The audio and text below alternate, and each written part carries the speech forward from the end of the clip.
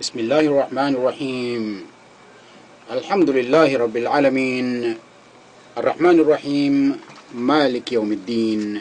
Iyaka na'budu wa iyaka nasta'in. Ihdina as-siratal mustaqim.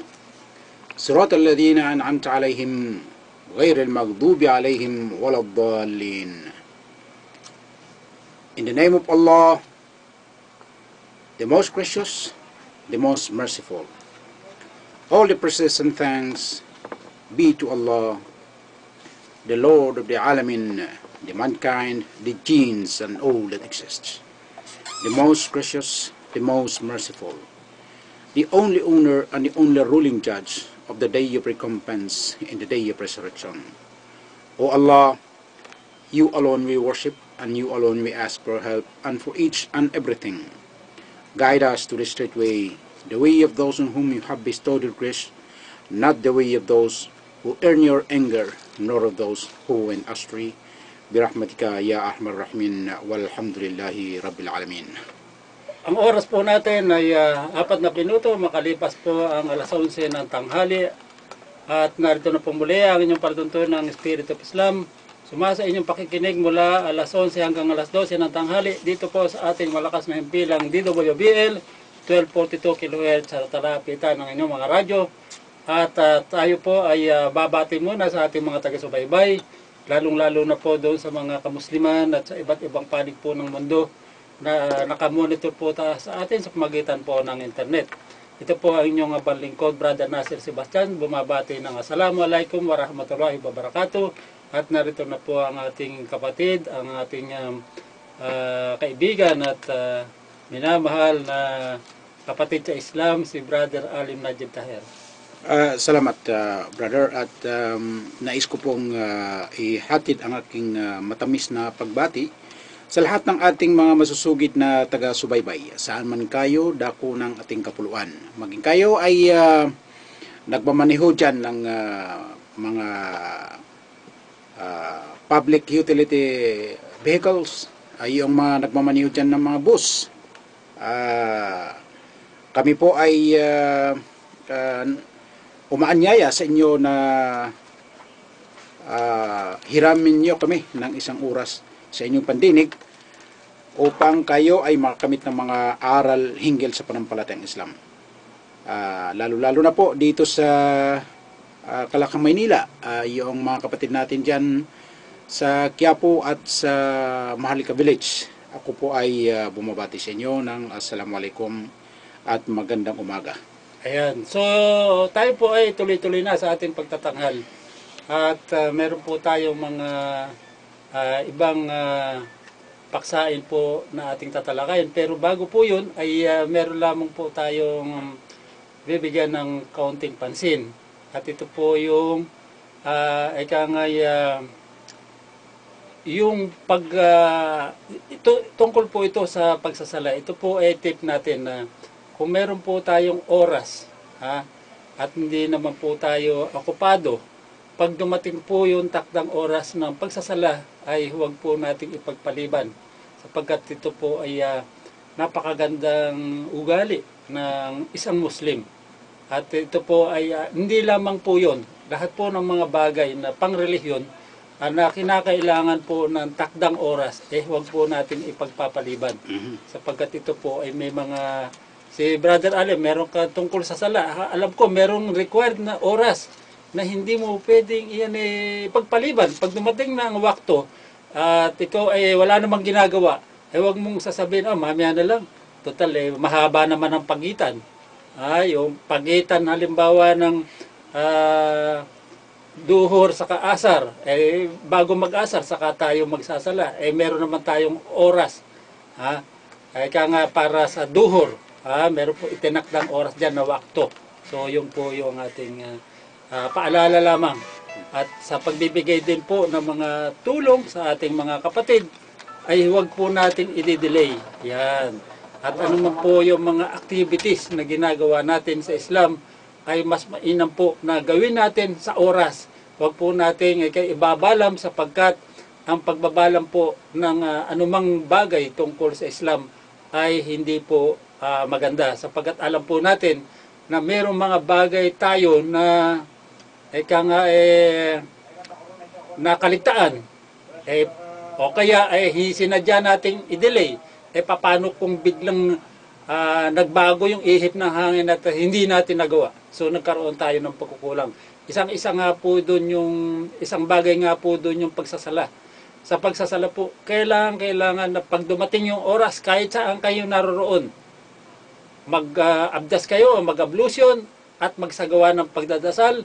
Huwag po nating sabihin o isipin na, total, mahaba naman itong pagitan na ito, ay sa mga 10 minutes bago yung wakto ng susunod, saka tayo magsasala, hindi po maganda yon. So kung meron lamang tayong time, nasa bahay tayo, wala tayong ginagawa, pag dumating ang wakto, ay isala na natin. Yan po yung ating mga bagay. Isa po sa mga paksain natin na gusto nating talakayin ay ang tungkol sa sakat. Yan. Ito po kasi sakat ay napakamahalaga sa lipunan ng mga Muslim, sapagkat alam po natin na ito ay nakabudget para sa mga mahihirap. Kaya kailangan po nating gampanan at tuparin ang kautosan nato na kasama po ito sa 5 haligi ng Islam. So, yan po yung ating mga tip, pahabol o paabot sa inyo. At ang ating kapatid ay merong idudugtong dun tungkol sa sakat. At yan po yung pinakabuod ng ating palatuntunan sa araw na ito ng linggo. Ang petsa po natin ay ika-11 sa buwan ng Nobyembre. Ayan, brother, meron kang karugtong na tungkol sa sakat. At nais nating ito ay bigyan ng pansin sapagkat nakakalimutan na ito. Sa loob ng isang taon, marahil kung ang mga Muslim lamang ay magkukusa na magbigay ng sakat, ay masasabi natin wala na pong mga Muslim na naghihirap sa buong mundo, sapagkat ito pong sakat ay ito yung pamamahagi ng yaman ng isang bansa na pantay, ay equal distribution of wealth. Ito po yung mararating kung bakit kailangan natin bakit kailangan natin maging masipag sa pagbibigay ng sakat. Ayan. Itatanong natin kay brother ang tungkol sa sakat. Ito po ay napakahalaga. Sa pera, yan. Ang kinukuha po ng sakat pera, ginto, yung mga ari-arian pang iba. Ayan, yung mga inaani sa bukid o yung mga inaani sa dagat. Lahat po na yan ay kailangan ng sakat. At yan ay mayroong mga sukat na dapat nating malaman. So, ano ba ang sinasabi ng Banal na Quran tungkol sa sakat, brother? Kung paano ito naging obligatory? Salamat, brother. At tamang-tama ngayong panahon ay malapit na yung sa mga Muslim ay Shahr Muharram.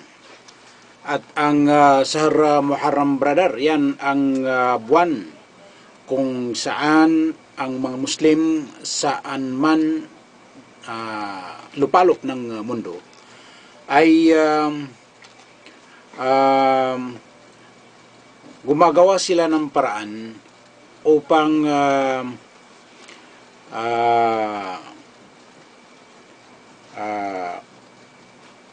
gumawa ng kompetisyon tungkol sa kanilang ari-arian, sapagkat ang mga Muslim ay naniniwala ayon sa banal na kasulatan ng Quran na ang kanilang mga biyaya, ang biyayang natatanggap nila ay hindi lamang para sa kanilang gastusin.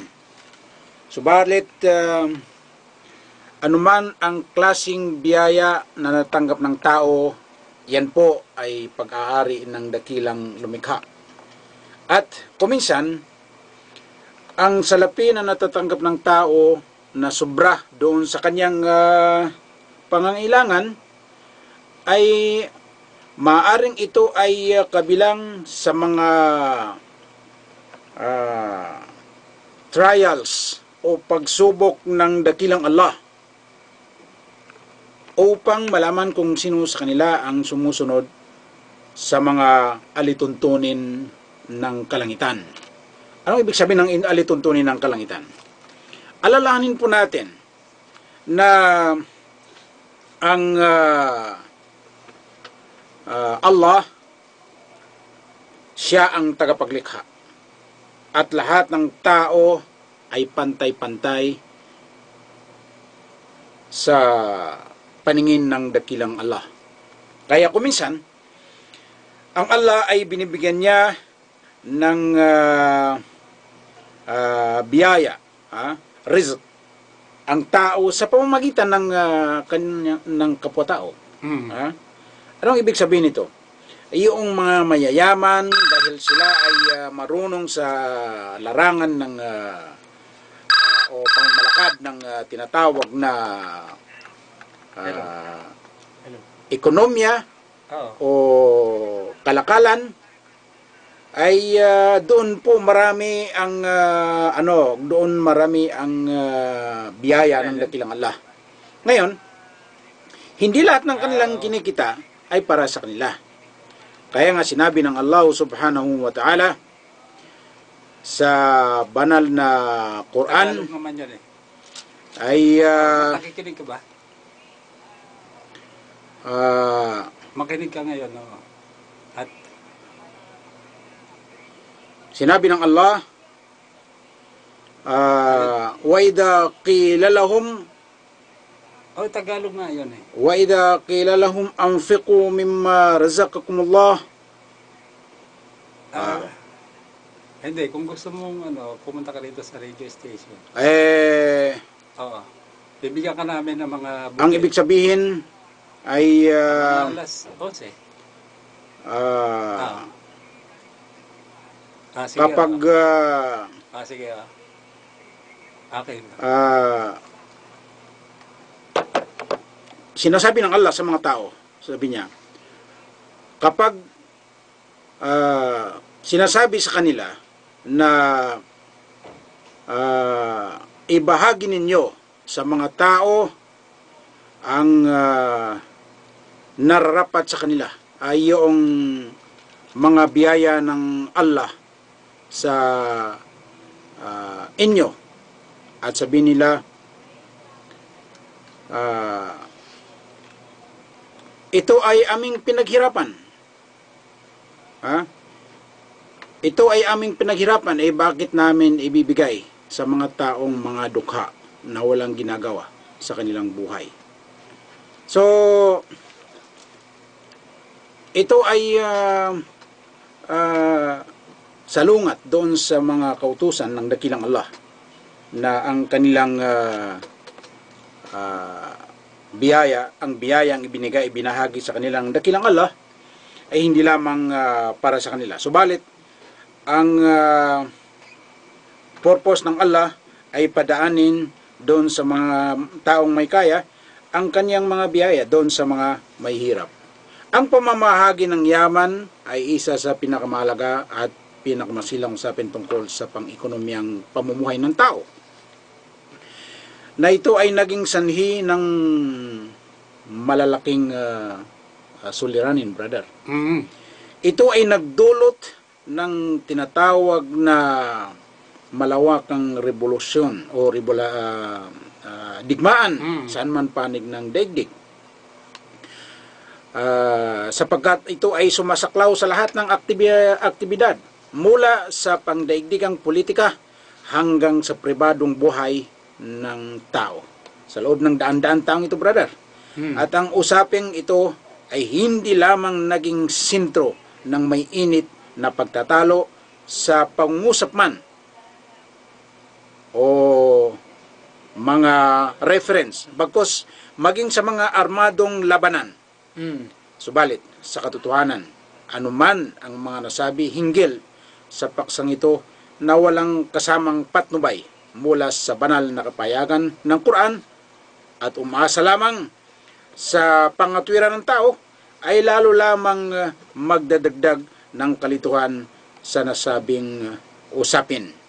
So, Sinabi ng Allah subhanahu wa ta'ala, ito pong usapan ng pamamahagi ng yaman sa Islam ay hindi po ito nahihiwalay doon sa pangunahing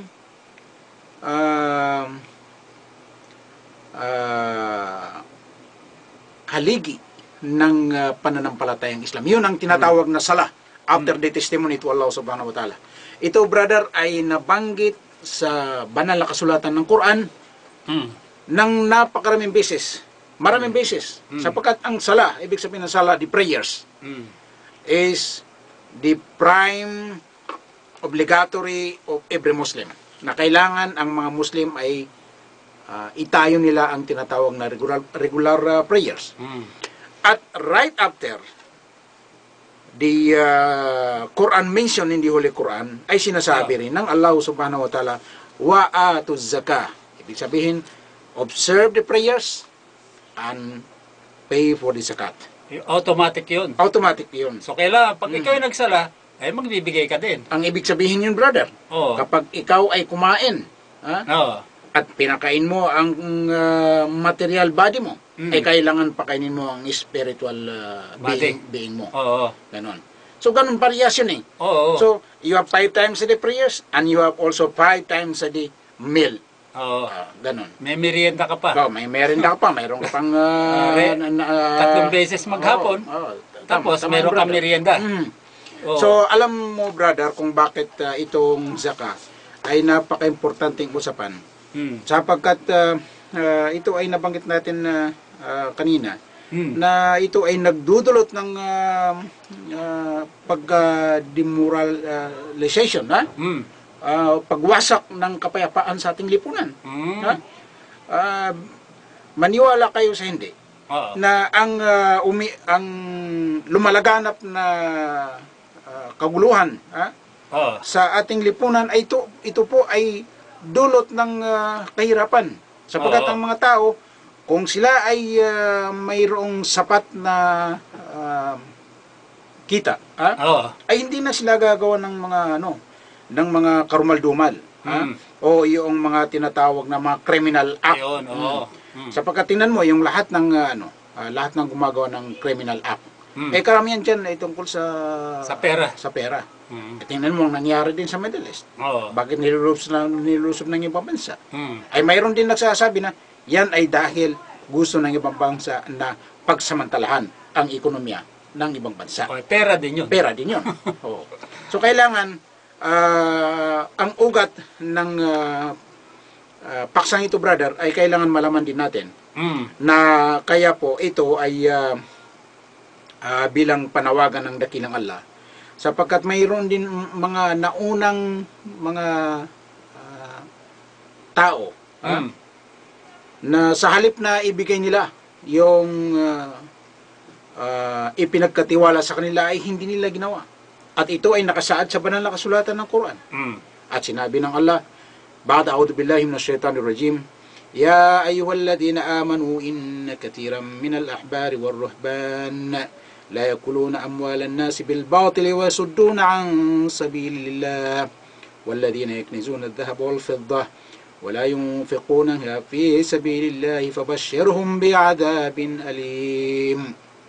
O you who believe, verily, those are many of the religious scholars from the Jews and the Christians who devour the wealth of mankind in falsehood and hinder them from the way of Allah, and those who hoard up gold and silver, the money of the zakah of which have not been paid, and spend them not in the way of Allah, announce to them a painful torment. يوم يحمى عليها جباههم يوم يحمى عليها في نار جهنم فتكوى بها جباههم وجنوبهم وظهورهم هذا ما كنزتم لأنفسكم فَذُوقُوا مَا كُنْتُمْ تَكْنِزُونَ. And on the day when that wealth will be heated in the fire of the hill, and with it will be branded their foreheads, their flanks, and their back, it will be said to them, "This is the treasure which you hold it for yourselves. Now test of what you used to hoard." So ito ay kabilang sa mga warning ng Allah sa banal na kasulatan ng Quran, na yung sinabi ko kanina, na ang mga taong tinitreasure nila yung kayamanan. Ibig sabihin, tinatago nila. Mayroon dyan mga brother. Alam mo, brother, ang malalaking kaban ngayon ay hindi kaban sa bahay. Ay yung malalaking building, yung mga bangko. Yung mga bangko, yan ang malalaking kaban ngayon. Dahil hindi ka kasi sa mga tahanan. Lalo na yung anong tawag nito? Ito ay magdudulot din sa kanila ng panganib. Sapagkat ito ay aakyatin, brother, ng mga masasamang elemento ng ating lipunan. Kaya kailangan, sa halip na doon nila itago sa kanilang mga safety box, ay doon nila tinatago sa bangko. So yan ang malalaking treasure ngayon. So alalahanin niyo, mga minamahal naming mga taga-subaybay, lalo-lalo na kung mayroon po kaming tagapakinig na mayayaman, na iyong pera po na tinatago natin dyan sa ating mga account at hindi natin binabahagi sa pamamaraan ayon sa mga nakasaad sa banal na kasulatan ng Quran, ay nagbigay po ng warning ang Allah subhanahu wa ta'ala. Ito po ay magiging katulad ng gagawin itong plancha. Iinitin yung plancha. Can you imagine kung gaano kainit ang plancha, brother? Ay, mainit talaga yun. Dito sa Pilipinas, switch mo doon sa electricity, kuryente, volume. Ngayon, kapag mainit na mainit ito, ay ipaplantsa sa inyong mga noo, at sa inyong mga balikat, at sa inyong mga likod. At sasabihin ng Allah, "Hada ma kanastum li anfusikum."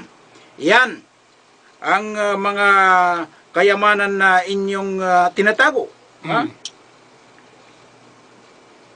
Yun ang resulta. So kapag tinatago mo ang kayamanan at hindi mo ito kinunan ng mga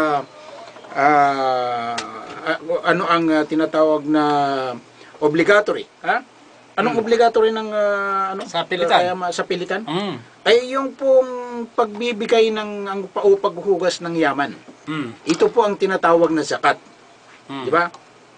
So, kapag hindi po natin yung kinunan ng zakat, ang ating kayamanan, ay ito po ang gagawing makwa, plancha sa kabilang buhay at ipaplantsa sa inyong mga brother, yung init dito sa Pilipinas ay walang katiting sa init sa kabilang buhay.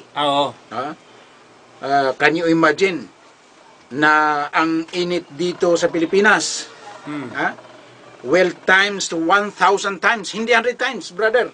It will times is to 1,000 times. Talagang napakainit, sobrang init. Hindi mo no one can imagine how hot is the hellfire. So ito po ang ipaplantsa sa inyong mga noo, sa mga noo ng mga taong tatago ng kayamanan at hindi nila ito ibinabahagi sa mga taong deserve people. Yung nararapat sa mga tao na hindi natin binibigay dahil ito ay tinatago lamang natin sa ating mga kaban. So yan po ang kaparusahan na mangyayari sa taong nagtatago ng kayamanan at hindi niya ito ginagamit sa purpose ng dakilang Allah. Ayun. So, bago po tayo magpatuloy ay sapagkat ang oras po natin ngayon ay 2 minuto po bago sumapit ang 11:30, ng tanghali. Pero ibibigay po muna namin sa inyo yung aming email at aming website address, www.dwbl.am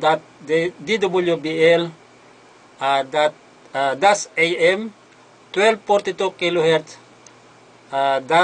.blogspot.com. Yun po. Ulitin po natin, www.dwbl.am 1242 kHz .blogspot.com. Yun po. So, yun po. Kung nais po ninyong monitor sa amin, ito po yung inyong aabangan. So, bago po tayo magpatuloy ay isa po munang pabalita mula sa aming himpilan. Station ng dekada 80, ang WBL. Ganyan. At ang pangalang muna, itutuloy natin yan. Sige. Programa mula Lunes hanggang Linggo. Aalimin kayo ng aming kilalang mga komentarista at public service program. Ito lamang sa himpilan ng DWBL. Ang DWBL po ay kasapi ng KBP, kapisanan ng mga broadcaster sa Pilipinas. Ang oras po natin ngayon, 30 minutos, makalipas po ang ika-11 ng tanghali at nakikinig pa rin po kayo sa ating palatuntunang Spirit of Islam. At ang pinag-uusapan po natin ngayon ay tungkol sa zakat. At ito po ay napakalaga sapagkat alam po naman ninyo na marami ang naghihirap. At yun man lang mga Muslim na naghihirap ating matulungan. Huwag po natin kalilimutan na tayo po ay merong obligasyon. At hindi na po kailangan na humingi pa sa atin. Hanapin po natin kung maaari yung mga nangangailangan, yung lalong-lalo na yung mga mahihirap. At alam po ninyo, brother, nais kong ipaliwanag mo kung saan ibinibigay ang mga zakat.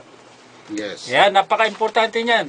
So, ito po ay malalaman po natin kung sino ang mga beneficiary nung mga zakat na ating pinag-uusapan. Alam po ninyo sa Saudi Arabia, sila po ay regular sa paniningil ng zakat. At ito po ay nagbibigay ng kayamanan at pantay na kaunlaran sa kanilang bansa. Nakita po natin, ang ganda po, ang unlad ng kanilang bansa. At bihirang-bihira po yung makikita natin naghihirap. At kung meron man naghihirap, karamihan po hindi rin taga roon sa kanila. Yung mga Saudi, makikita natin na halos lahat sila may mga negosyo. Bakit umabot sa kanila na sila ay mayaman? Samantalang sila po ang source ng kanilang income ay sa langis lang. Wala nang iba pa. Samantalang tayong mga Pilipino, napakaraming sources ng income, napakaraming negosyo, napakaraming natural resources. Pero bakit tayo naghihirap? Dahil nga po doon sa hindi pantay na pamamahagi ng yaman sa mga Pilipino. Ang mahirap ay lalong naghihirap at ang mayaman ay lalong yumayaman. Sapagkat ang mayayaman ay walang obligasyon. Hindi po nila obligasyon ang magbigay ng tulong sa kapwa. Samantalang kung ito ay magiging obligasyon nila sa kanilang sarili, sabihin natin, 20% ng kanilang gross ay net income. Net income, hindi po yung gross, ay bibigay nila sa mahirap. Ang mga mahirap po ay mababawasan. Kaya napakahalaga po ng zakat. At sa relihiyon lamang po ng Islam, merong batas na ganyan, na kailangan kang magbigay ng bahagi ng iyong kita sa mga may hirap. At alam po ninyo ang ibig sabihin nito. Ang ibig po sabihin nito ay paglilinis ng iyong mga ari-arian. Yung mga kinita mo, lilinisin mo para ito po ay maging halal. Kapag tayo po ay hindi nagbigay ng zakat o yung porsyento ng ating kinita, ang pera po natin ay haram. Ito po ay marumi. Marumi sapagkat hindi po natin nililinis. Ang bahay nga po, pag hindi mo nilinis, ano ba ang magiging dating sa atin? Hindi po ba napakarumi? So yun po yung mensahe na gusto naming iparating sapagkat ito po hindi po galing sa amin. Ito po ay galing sa Allah Subhanahu wa Ta'ala. Sa katunayan po, kasama ito sa 5 haligi ng Islam. At kaya nga po, ang patakarang ito ay hindi mo pwedeng alisin sa iyong buhay. Kahit na tayo po ay mahirap, sabihin natin napakahirap natin, o sabihin na hindi tayo mahirap masyado, katamtaman lamang, kumakain ng 3 beses maghapon. Pero kung meron po tayong labis sa ating kinita sa loob ng 1 taon, ay obligasyon po natin. Kahit na po 100 lang ang kinita natin o sumobra doon sa net income natin, nabayaran na natin ang lahat ng ating utang at na gastos ng ating mga sa pagkain, nabayaran na natin, natira na tayo ng 100, ay magbigay po tayo ng sakat sa 100 na yon. Kahit na nga po ba matira sa atin ay 70 pesos, okay pa rin yun. At least may natira. Yun po yung kahulugan ng sakat, na pantay na pamamahagi ng yaman. Hindi naman po ibig sabihin, kukonsintihin natin na yung mga walang trabaho o yung mga naghihirap ay uupo-upo na lamang. Bawal din po yung tumanggap kung kayo'y may kakayahan na maghanap buhay. Bawal din po yung may kakayahan na manghingi. May kakayahan kayong maghanap buhay, hindi kayo naghahanap buhay. Haram din po yun. Kaya po balanse. Balanse po ang patakaran sa Islam. Kung ikaw ay naghihirap o may kakayahan ka maghanap buhay ka. Kaya nga po mangyayari, lahat na ng tao o lahat na ng Muslim ay magkakaroon ng hanap buhay at merong magkakaroon ng kakayahan na magbigay ng kanyang sakat sa mga mahihirap. Ang hahanapin natin, ito po ay natatandaan dahil natatandaan natin sa panahon ng mga kasama ng propeta, na merong panahon na sa pamimigay nila ng sakat ay wala nang tumatanggap, sapagkat halos lahat na ng mga nakatira doon ay may kaya na sa buhay. Ibig sabihin, dumating sa yugto na ang buhay ng mga sahaba, ng propeta, ay wala na naghihirap. Ay hindi ba kapuri-puri yung sa isang bayan walang naghihirap, na puro may kaya sa buhay. Di ba, brother? Tama yan, brother. At para naman sa karagdagan ng binitawang salita ng ating kapatid, ay tunay na ang kahirapan na dinaranas nating mga Pilipino ay sukdulan na. Katunayan, patuloy nitong itinataboy ang marami nating kababayan patungo sa ibang bansa. Pagkat ang ikinabubuhay nila ay nandoon, wala rito. So kung ang mga mayayaman brother ay ibinibigay nila ang nararapat doon sa mga mahihirap, ay hindi na sana mag-ibang bansa itong mga kapatid natin. Patuloy din itong itinutulak ang marami sa ating mga kababayan na inaalipin ang mga magsasakang kaitagal ng walang sariling lupa. Ayun, oo. Ay doon sa mga mayayaman brother, hindi pa sapat sa kanila. Yung hoarding or treasuring of the world, ginagamit pa nila yung mga magsasaka. Pinagsasamantala nila. Pinagsamantala nila mga magsasaka, pinagpagtatrabaho at hindi nila binibigay yung nararapat sa kanila. Yung hirap na. Yes. Ito ay patuloy din nito, ginigipit ang mga maliliit nating manggagawa. Yan. Kaya po tayo naghihirap dahil sa walang sapat na pamamahagi ng yaman. Actually, brother, ang hoardings ay bawal. Yes. Yan po ang tinatawag na black market. Oo. Actually, bawal yan sa Islam.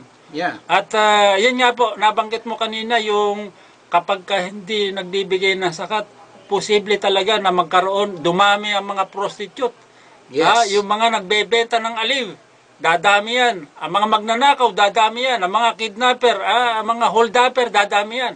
Kapag ang isang Muslim ay hindi nagbibigay sa mga mahihirap, ay sabi mo nga, saan kakapit ang mga mahihirap kung wala talagang magagawa, walang hanap buhay, wala namang kakayahan maghanap buhay? Anong gagawin nila ngayon? Sila ay mapupunta doon sa Kumisan, pag nahuli, makukulong. Kumisan, mamamatay naman kung pagka napalaban. So, para maiwasan nga po yan, kailangan ipamahagi natin ang yaman ng isang lipunan sa mga mahihirap na tao. Ayan. At hindi pa yan sapat, brother. Oo. Mayroon din dahil sa dulot ng kahirapan. Ito ay nagtulak din sa ating mga kababayan. Naibenta ang kanilang mga ang kanilang kalusugan. Katulad, brother, ng nagbebenta ng kanilang bato. Kidney, Kidney. Oo. Upang makatikim sila ng masarap na pagkain. Nagbebenta ng atay. Para matustusan din yung pangailangan ng kanilang mga anak. Nagbebenta ng mata. Kung ano ng parte ng kanilang katawan. Marami na, brother, talaga. At ibinibenta ito, matugunan lamang ang kanilang pangailangan. Sa madaling salita, ang nakararami sa mga Pilipino ay gumagapang na sa kahirapan. At ang walang lupa, walang bahay, inuutang ang kinakain, samantalang ang mga ilang-ilan dyan na mayaman sa atin ay lalong yumayaman. Ayun. Ang mga mayaman lalong yumayaman at ang mga mahirap ay lalong lumulubog sa kahirapan. Ayun. So nakikita po natin yung senaryo.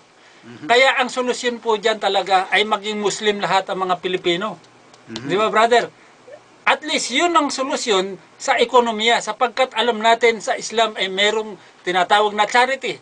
Tama. Ngayon, sa pagbibigay ng charity, makakaahon yung mga mahihirap. Sabi nga ng propeta, kahit na maliit ang ibigay mo, basta regular.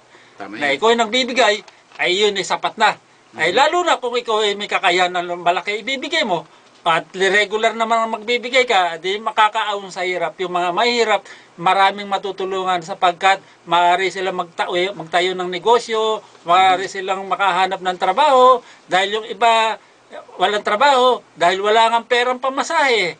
Walang pera na pagkuha ng mga requirements. Alam po ninyo sa Pilipinas, bago ka makapagtrabaho, napakaraming mga requirements na kailangan. Kailangan mo ng police clearance, kailangan mo ng mayor's permit, kailangan mayor's clearance, fiscal clearance, port clearance, barangay clearance, NBI clearance, barangay clearance. Kung wala kang pera, saan ka kukuha ng pambayad doon sa lahat na Kaya yun? nga tayo naghihirap.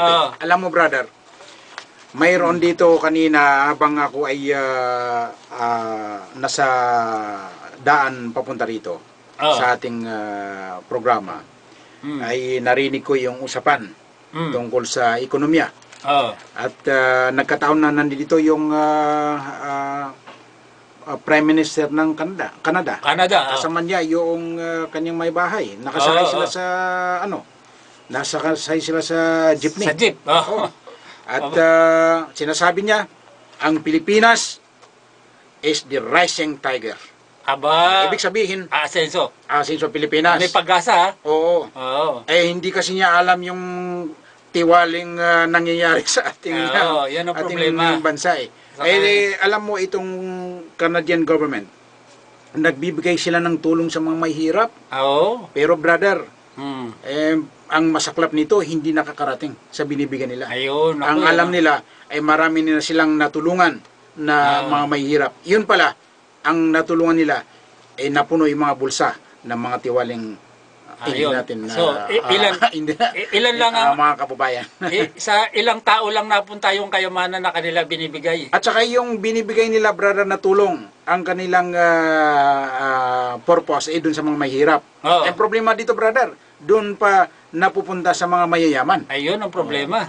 So kaya nga ang tamang solusyon nga lang po dito para magkaroon tayo ng disiplina ay yung magkaroon tayo ng Muslim state dito sa Pilipinas. Ibig sabihin, kailangan yumakap tayong lahat sa Islam at yun ang magiging solusyon sa problema ng ating kahirapan.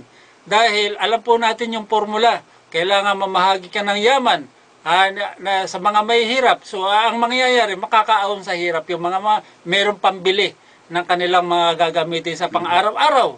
Sapagkat meron silang, sabihin natin na mayroong nagbibigay ng regular.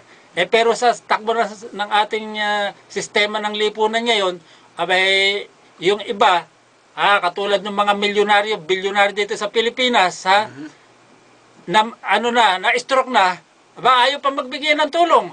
Ay, ano ba magagawa ng pera mo na-stroke ka na?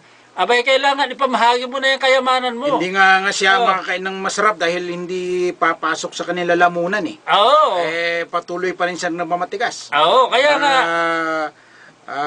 Angkinin ang lahat ng yaman sa mundo. Oo, wala na nga. Ay, kumbaga, yung kayamanan ay halos nasa kanya ng lahat. Mhm.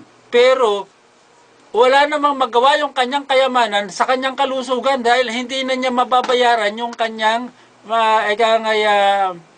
solusyon sa kanyang problema. Tama yan. Kahit na nga gano'n, hindi na nga niya magagamit ang kanyang kayamanan, abay, ayaw pa rin ipamahagi. Nagmamaramot pa rin.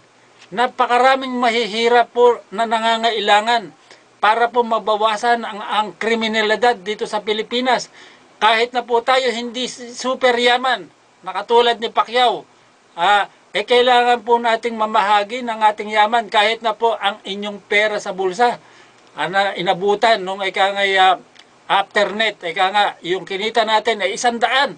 Ay ipamahagi po natin yung ilang bahagi nun at makikita po ninyo yung pagbabago sa ating mga kababayan. Kung hindi po yan magkakaroon ng improvement sa kanilang kabuhayan. At kawawa naman yung mga, lalong-lalo na yung mga nakatira sa squatter, yung mga may sakit, na hindi na makapagtrabaho. Alam po ninyo nangyayari, yung PCSO, ang hirap na hirap sa pagbibigay.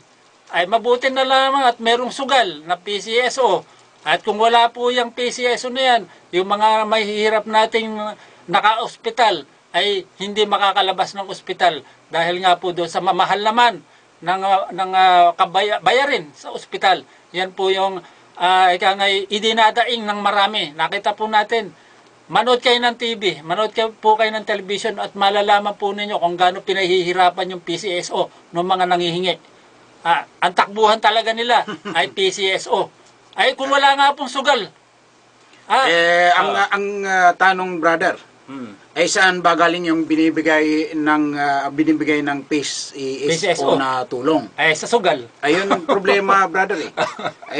Ang ibig sabihin nito, inihikayat natin ang mamamayan na gumawa ng kasalanan. Oo. Hindi ba ninyo alam na ang pagsusugal ay kasalanan? So kailangan po sa tingin naming mga religious scholar o kaming mga nagtatrabaho para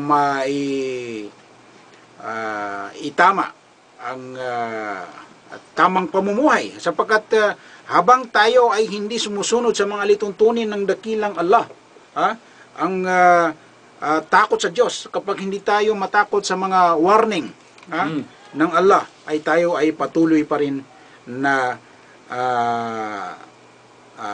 nadadagdagan ang ating suliranin sa ating buhay.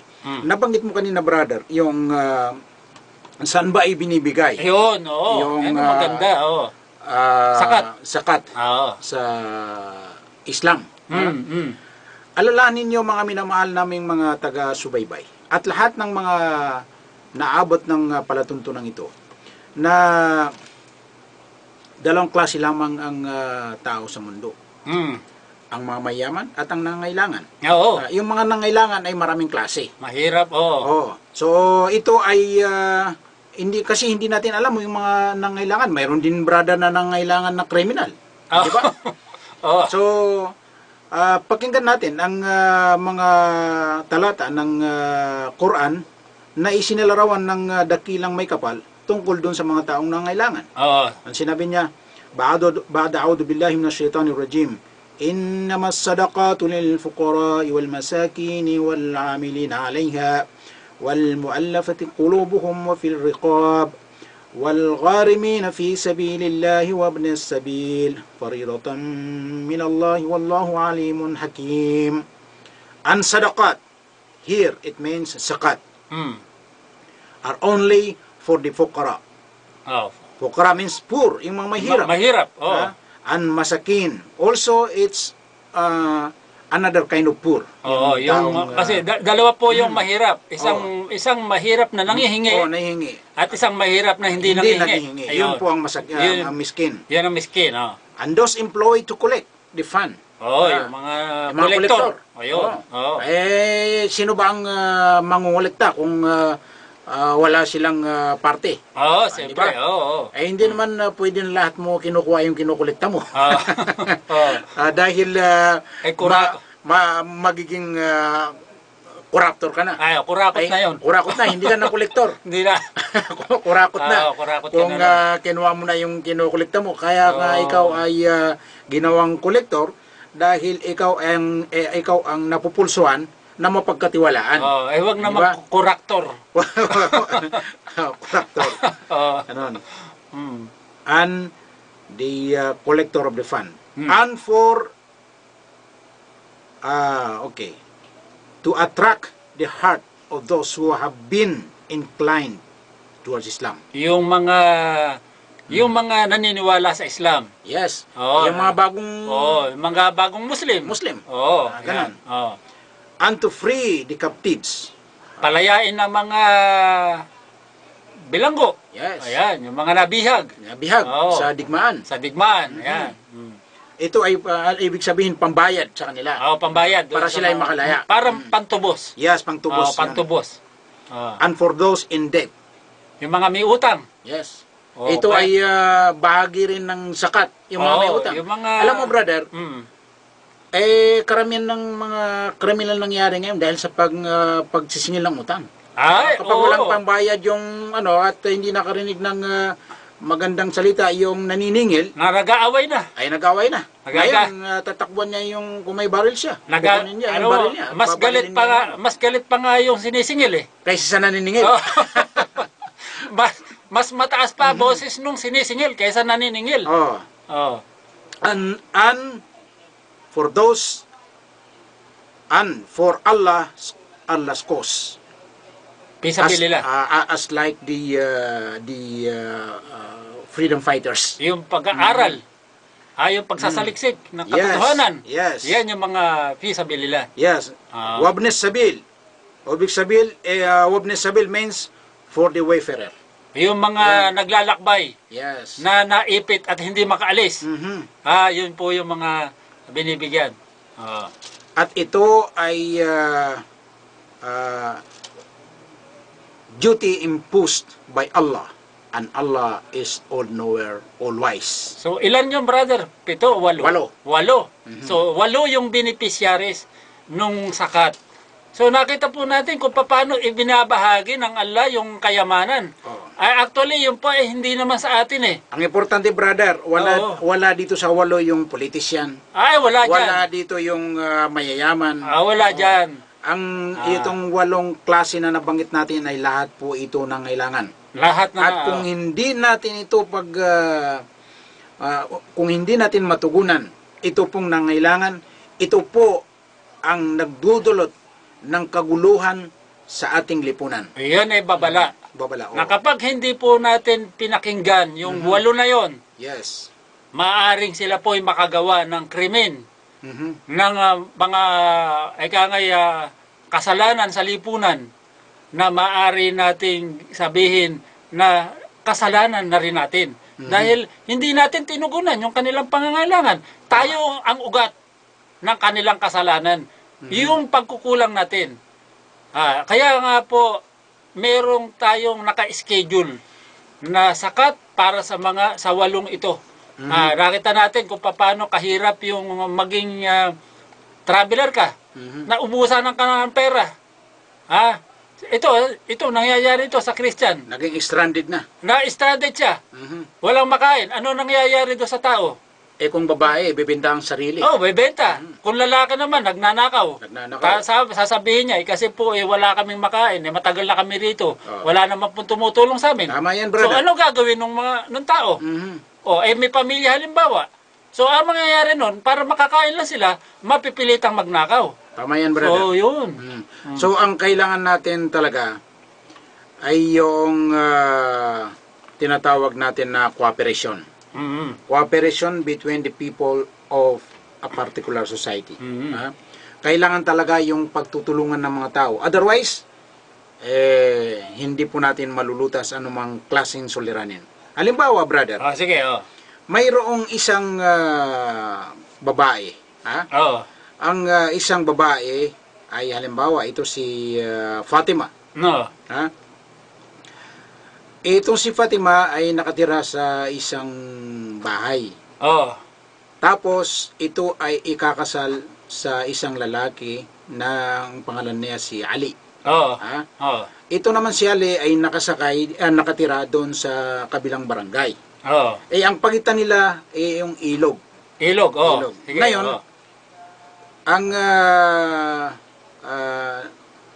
ang usapan nila, Mm. kinabukasan ikakasal ito sila dalawa. Sila Ikakasal dalawa, sila. oo. Oo. Oo. Ang problema, yung kakasal sa kanila dito sa barangay ni Ali, doon sa kabilang ilog. Oo. Ganon.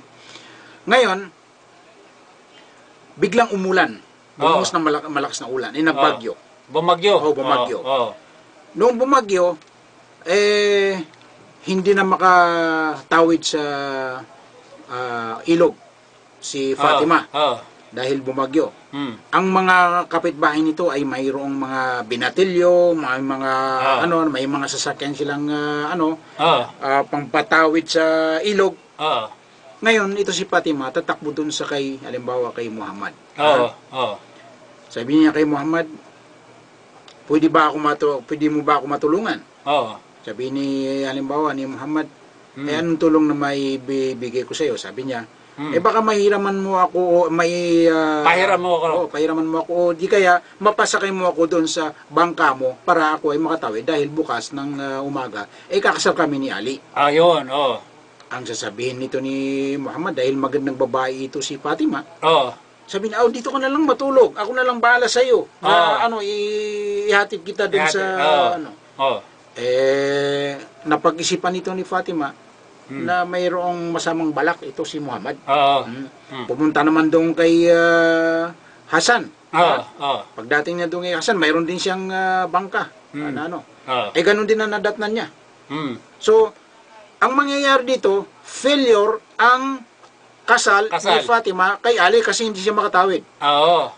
Hindi naman tinulungan itong mga kapitbahay niya na mayroon silang bangkang patawid. Oo. So, ganun ang mangyari sa tilipunan. Ayun. Kung wala po tayong tulungan, kung wala po tayong pagdadamayan, at hindi natin tulungan ang mga nangangailangan, dahil ang lagi natin iniisip yung sarili natin interest. Paghahangad Paghahangad sa sarili. Oo. Wala pong mangyayari maganda. Oo. Magandang kahinatnan ng ating pamumuhay. So, kailangan talaga natin yung cooperation. Ayun. Yung mga may hirap Oo. ay kailangan sila ng tulong mula sa mga mayayaman. Ayun. Yung mga mayayaman ay kailangan din nila ang seguridad mula sa mga may hirap. Oo. Ngayon, kung ang mga mayayaman, tulungan nila ang mga may hirap, ay magkakaroon sila ng seguridad. Ayun. Tama yun, no? Brother, tama yung sinabi mo. Tama yun, brother. Kasi kung halimbawa ang isang tao ay mahirap, kapitbahay mo, lagi na nang nakatingin sa ari-ariin mo yan eh. Tama yan, brother. Kahit na yung salamin lang ng kotse mo, yung side mirror ng kotse mo, lagi niyang inaabangan kung kailan niya mapipitas yan. So, totoo yan, brother. Ang daming natanggalan dyan ng salamin. Yun nga eh. Kasi laging nakaabang. Paano nga naman? Alam mong meron mga mahihirap. Hindi ka man lang mag-abot na kahit 5 piso o 10 piso, doon sana alam mong mahirap. Nakapit bahay mo halimbawa. Paano ka naman matatahimik? Lahat ng mata ng mahirap nakatingin sa'yo. Tama yan, brother. Kung yung mata nga ay makapagnanakaw, ay ubos na ang ari-arian mo. Tama yan, brother. Kaya nga sinabi ni Prophet Muhammad, kadal faqru an yakuna kufran. Oo. Maliit na bagay lamang, yung kahirapan ay magiging pasaway na. Oo. Ganun. Oo. At pangalawa, ang mga mayayaman ay wala na rin silbi ang kanilang kayamanan, brother. Wala naman. Dahil, tinan mo, brother, ang mga mahirap, nag-empleyado yan ng security guard. Oo. Kung ikaw ay masamang pag-ugali doon sa mga security guard, yung security guard mismo ang papatay sa'yo, gagawa ng karumal-dumal sa'yo. Kaya nga yung mga mayayaman, kumukuha sila ng security guard, nakita natin, di ba? Tama. Kasi takot na takot sila. na baka mabawasan yung kayamanan. Eh, lahat kasi ng mga mata nakatingin sa kanila dahil ang daming mahihirap na nakapaligid naman sa kanila. Tama yan. Ay kung halimbawa ikaw ngayon kumo tuloy-tuloy naman ang pagbibigay ng kayamanan sa iyo ng Allah, abay huwag ka rin dapat tumigil ng pagbibigay ng yaman doon sa mga mahihirap. O pagbabahagi ng tulong. Tulong man sa lang, mga mahihirap. kahit maliit. At pag alam po ba ninyo, pag nalamang kayo mapagbigay, ipapanalangin ng mga mahihirap na binigyan nyo na sana yumaman pa kayo. Oo. Eh, madagdagan pa ang yaman ninyo. Oo.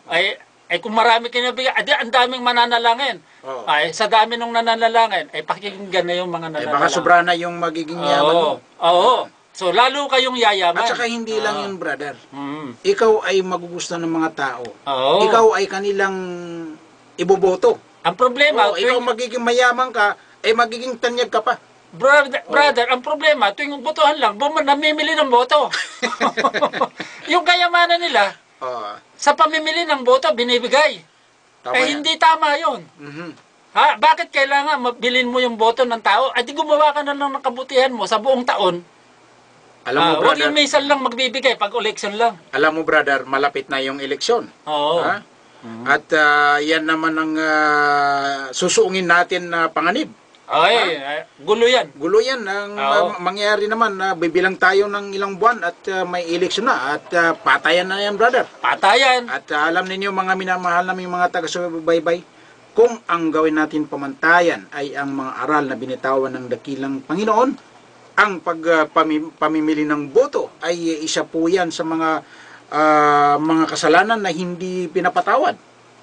So, Wala na po tayong oras. dahil wala po tayong oras at ipagpatuloy natin yan Sa susunod na Pagtatanghal. tinapalatutunan. At magpapaalam po tayo sa ating mga taga-subaybay at hanggang sa susunod natin na palatuntunan, ito po ang inyong hapaglingkod, si Alim Najib Tahir, nag-iwan sa inyo ng magandang tanghali at Assalamualaikum warahmatullahi wabarakatuh. Ito po naman inyong abang lingkod, Brother Nasir Sibestan. Assalamualaikum warahmatullahi wabarakatuh.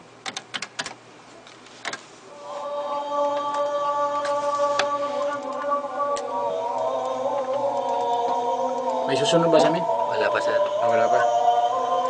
Eh, masyado kaming stricto. Ha? Hindi, sir. Lumapit lang ako. Baka bigla kayo magpaalam. Ano ba? Kaya nasa inyo lang naman yun, sir. Lumapit lang ako. Baka bigla kayo magpaalam. At least mayroong extra kagad ano natin. Kaya di muna ako kagad pumista dito. Pag wala kang kasunod, sir, okay lang. Kasi overtime. Nahirapan lang kayo pag may kasunod na nag-overtime yung iba.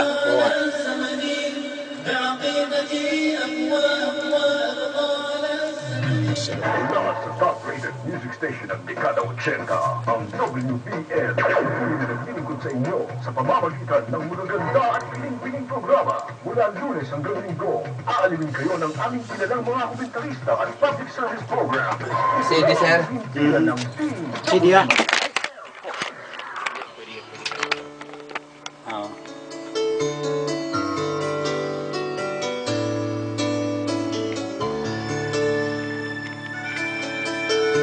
Dali, ha? Yung mga kuna ng ano? Sige. What is life to offer me when I grow Mga old? masakin at mga... What's there to look forward to Sige, brother. beyond the fighting cold? Okay, inshallah.